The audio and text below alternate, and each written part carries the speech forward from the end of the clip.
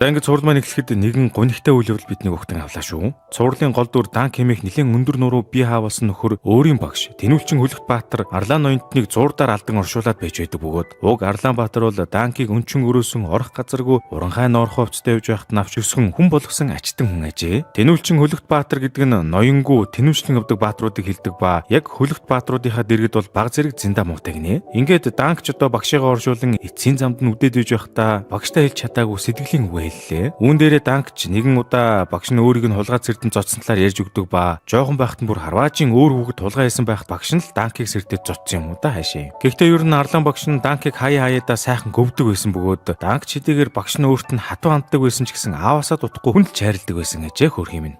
Ийм үүний дараагаар Данкч багшийнхаа илд болон мордыг авдаг ба үүнийг нь ариун нандин зүйлмэд хамгаалж асран хамгаалгаач бас тангаралаад амжив. Түүний дараа үзэгсэлэгдэж багшийн оршуулга дуусны дараагаар Данкч өөрийн жинхэнэ Хөлөгт Баатар гэдгээ батлах хэрэгтэй хэмээн үздэг бөгөөд үүнийг ганцхан ноёдын нутаг дахь Хөлөгт Баатарын тэмцээнд оролцож баталж чадах байв. Ингээд Данкч багшийнхаа морь сэлэм хоёрыг аван өөрийгөө батлан харуулахаар ноёдын нутаг руу аян замд гардаг бөгөөд тэгэн явсаар удалгүй нэгэн тосгонд хурж ирлээ. Ийм хөшүүн болсон хойно Данкч одоо нэгэн буйтхан тосгонд хурж ирээд уушийн газарт орон хоол цай идэж уух гэж сууж байтал хав алзан толгойд их хилэмгий доломгой манайхаар бол одоо мөг жоохон даахтай жог жоохон хүү гэдэг шиг бяцхан хүүтэй уулзлаа шүү. Энэ хүүг ээг буюу өндөг гэдэг ажээ.